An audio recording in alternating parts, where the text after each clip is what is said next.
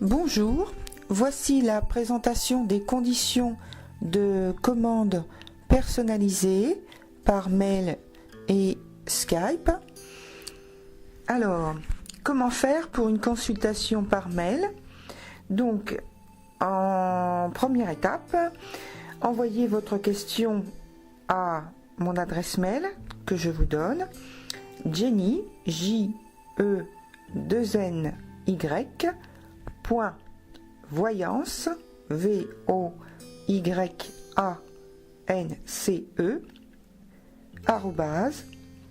@hotmail HOTMAIL.fr. Donc ça c'est l'étape 1. Étape 2, je vous envoie donc la facture PayPal, donc paiement sécurisé. L'étape 3, c'est vous effectuez votre paiement. Et en dernière étape, donc des réceptions de votre paiement, puisque PayPal envoie un petit courrier, un petit mail pour confirmer. Eh bien, j'effectue votre consultation et dès qu'elle est terminée, je vous l'envoie à votre adresse mail que vous m'avez donnée évidemment précédemment. Je donne une petite indication supplémentaire pour une voyance.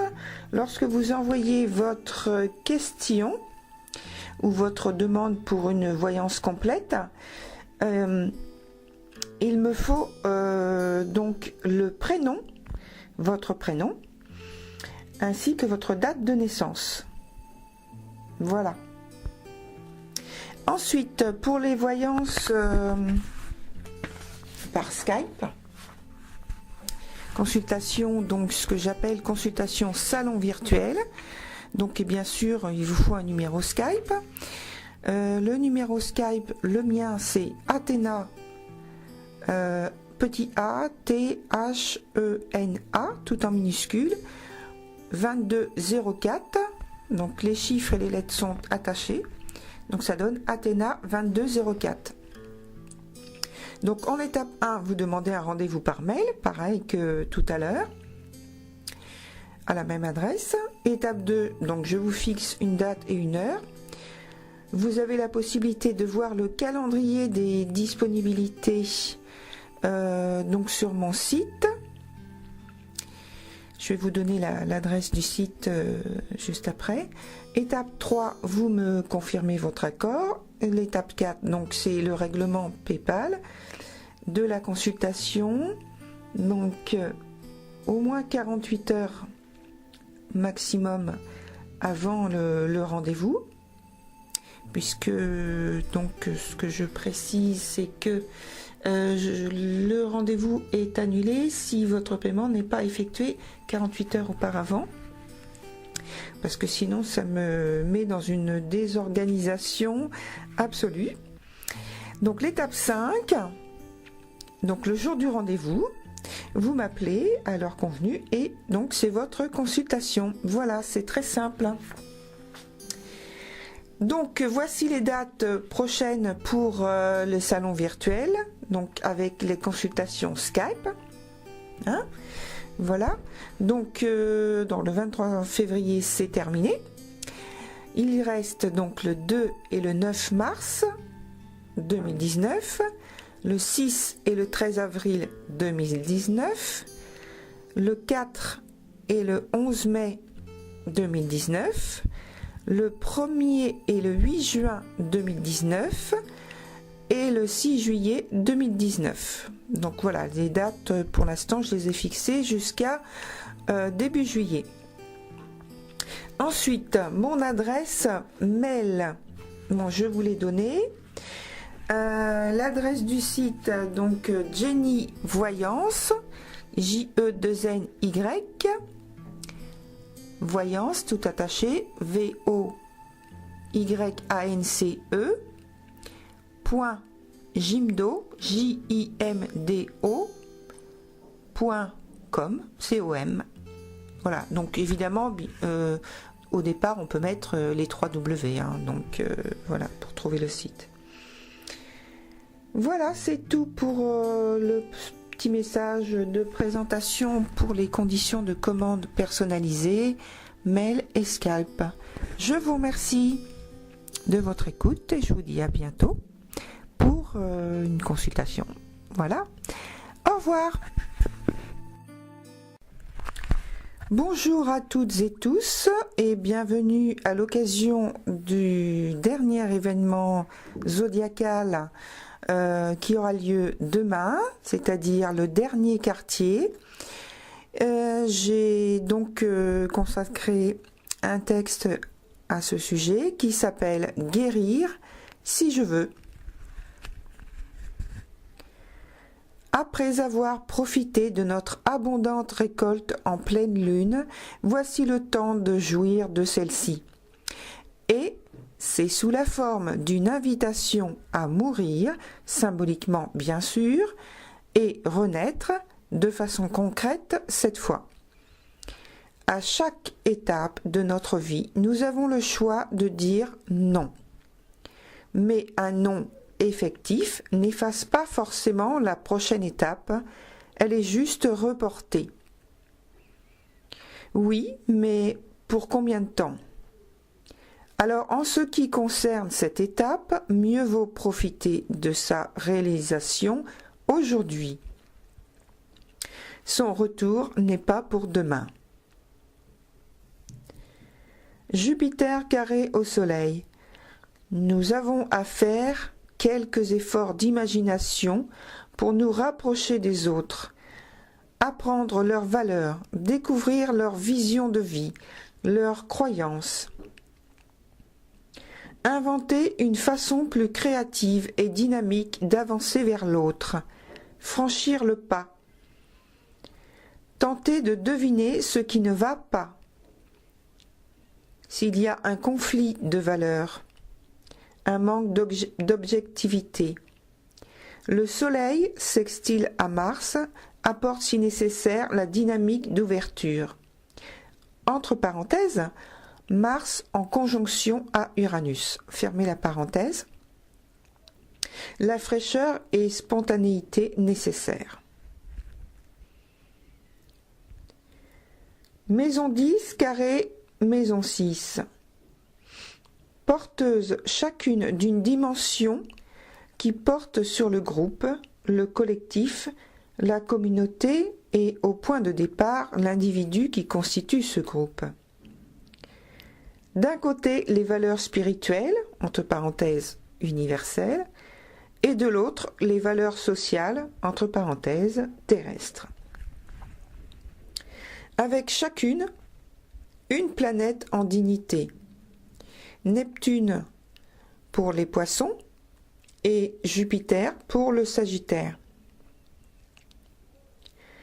Et pour chacune d'elles aussi, un élément astral réceptif aux émotions énergétiques du milieu dans lequel elle se trouve.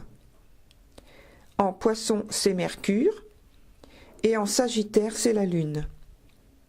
La Lune qui vient en quelque sorte jeter son voile sur quelque chose, qui va nous empêcher de définir clairement une situation que nous voudrions modifier. Nous ne connaîtrons évidemment pas les raisons de ce voile. Les conséquences de Mercure en Poisson, ce peut être une relation plus romantique, plus d'inspiration pour la créativité, l'écriture, la littérature, une spiritualité plus marquée. Attention au risque d'être victime de ces croyances, ces rêveries idéalistes. Jupiter carré Mercure. Il y a l'idée de purification d'un secteur de notre vie qui est comme purifié par la parole, le langage, l'expression en général. Il faudra donc ne pas hésiter à prendre la parole et puis s'imprégner, ressentir, s'immerger, absorber et s'ouvrir à de nouvelles conceptions de vie. Attention tout de même à bien rester lucide sur ce que les autres peuvent nous dire, nous proposer, surtout si vous êtes en négociation avec un ou des partenaires. Attention à vos engagements, surtout que Mercure va rétrograder en Poissons dès le 6 mars prochain jusqu'au 29 mars. En plus, Mercure est carré à Jupiter. Jupiter amplifie ce qu'il touche, et ici c'est Mercure en conjonction à Neptune en Poissons.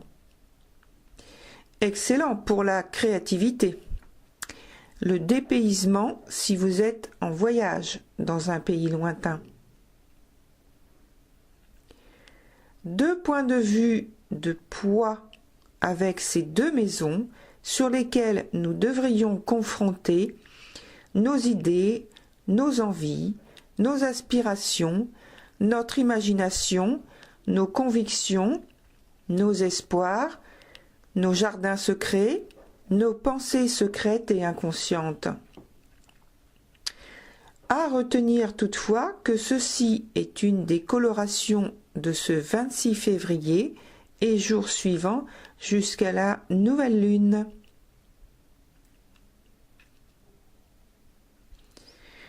Neptune, conjonction entre parenthèses, Mercure sextile Vénus, Pluton, queue du dragon et Saturne.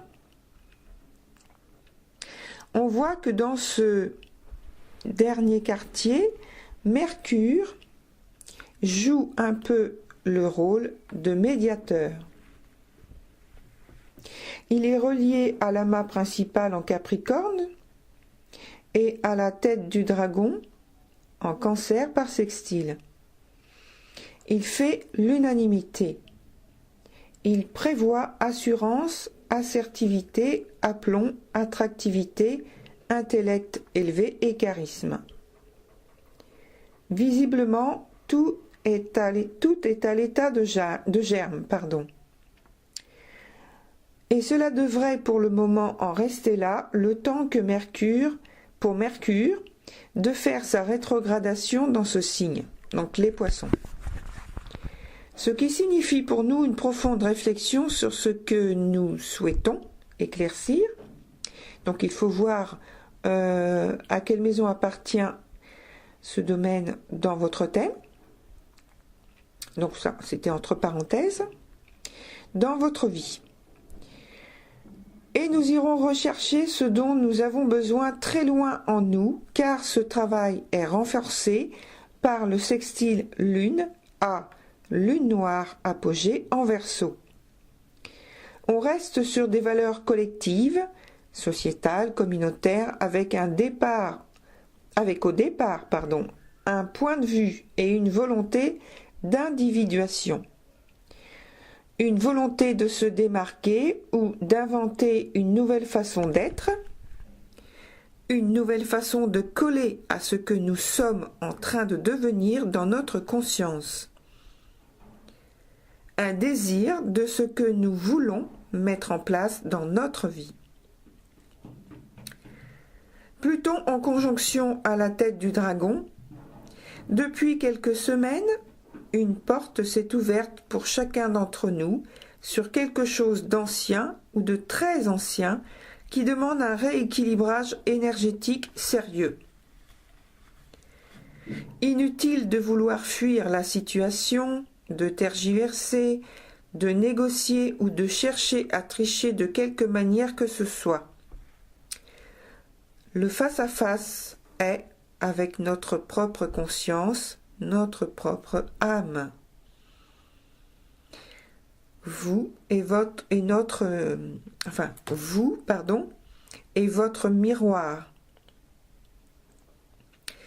Pluton ne tergiverse ni ne négocie avec quiconque ou quoi que ce soit. Il s'impose.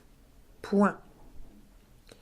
À nous de nous adapter après acceptation dans notre cœur de notre souhait d'améliorer, d'évoluer, de progresser et de franchir le Styx de nos souffrances émotionnelles à guérir. Guérir, c'est accepter de mourir à soi dans une façon inadéquate et malheureuse pour endosser une nouvelle peau, puis marcher sur un terreau fertile et prometteur. Pluton, c'est s'enrichir d'une nouvelle lumière. C'est facetter le nouveau diamant qui est en nous. Vénus et Pluton, donc qui sont en conjonction en Capricorne encore pour l'instant, pour Vénus. Nous devons accepter la métamorphose des voies de l'amour. Alors, voie, V-O-I-E-S. Nous l'avons, cette situation, attirée à nous. Qu'elle soit amoureuse, affective, amicale, familiale, avec une communauté de cœur, une association quelconque. Il s'agit toujours de partage de sentiments d'un vécu commun. Il se peut que dans ce passé, qu'il n'y ait pas de souffrance, mais juste un travail à continuer ensemble, à reprendre, à réajuster pour les besoins de l'époque que nous vivons et l'avenir lointain. Alors, il y a continuation heureuse, retrouvailles bénéfiques, passionnées et débordantes de joie. Néanmoins, avec Vénus, ici, c'est un volcan en éruption. C'est une explosion probable, possible, après avoir sommeillé et mijoté sous terre. Entre parenthèses, surtout que Vénus est carré à Uranus, donc dont les incidences peuvent être quelques ruptures donc possibles, une grosse colère qui éclate, ou mieux, une déclaration d'amour inattendue, un bonheur déstabilisant, une nouvelle qui vient secouer le calme quotidien, etc., etc. Fermez la parenthèse. Puis le calme revient et fertilise les nouvelles conditions issues de la régénération. Cela se traduit par une forme de pouvoir exercé sur nous ou que nous exerçons sur les autres. Sachant que pouvoir ne signifie pas despotisme, mais dans le sens ici de capacité à exercer sa volonté pour façonner quelque chose, une situation, etc., telle qu'on l'a décidé. Bien entendu, nous pouvons refuser cette élévation et donner notre joker, c'est-à-dire le libre arbitre. Mais, comme j'ai l'habitude de dire, quel dommage. Cette occasion ne se représentera pas d'ici très très très longtemps. C'est clairement la destruction de vieilles réalités, le réajustement d'une sorte d'engrenage monumental invisible, l'élimination des illusions vis-à-vis de quelqu'un, un groupe. Entre parenthèses, encore une fois, il s'agit du relationnel, des sentiments, des pratiques ou croyances peut-être spirituelles pour quelque chose d'autre, toujours dans la même sphère, qui renaît de ses cendres en même temps que l'ancienne forme disparaît. Donc fermez la parenthèse. Nous ne percevrons sans doute pas de suite comment cela va s'insérer et s'ajuster dans notre vie et prendre racine. Avec qui? Sans doute pas non plus. Il y a quand même beaucoup d'incertitudes. Reste à nous faire confiance, à avoir confiance en nos intuitions, car je pense que c'est une leçon pour 2019 qui vient en lame de fond colorer nos esprits un peu d'autruche, qui veut qu'en cas d'inconnu, de mystère, de frisson de peur, hop, tout le monde disparaît. Néanmoins, n'oublions pas le libre arbitre de chacun. La parole, l'esprit, la méthode et la patience seront nos plus précieux outils. Sans oublier l'écoute, l'esprit de discrimination, d'analyse, le calme et la générosité de cœur. Certes, nous ne sommes pas à l'abri de coups d'éclat non plus, ou de coups de dupe, Jupiter, Neptune et Lune, Neptune. Comme cela peut à la fois signifier, entre parenthèses, selon le thème, votre thème natal, fermez la parenthèse, de réels engagements émotionnels, intègres et pétris de foi dans ses sentiments.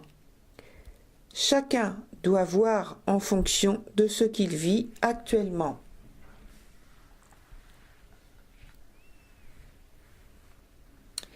Voilà, c'est terminé pour aujourd'hui avec donc la lecture du texte. Prenez soin de vous, corps et esprit, et que la lumière qui anime vos âmes soit toujours votre guide et votre soutien. À bientôt!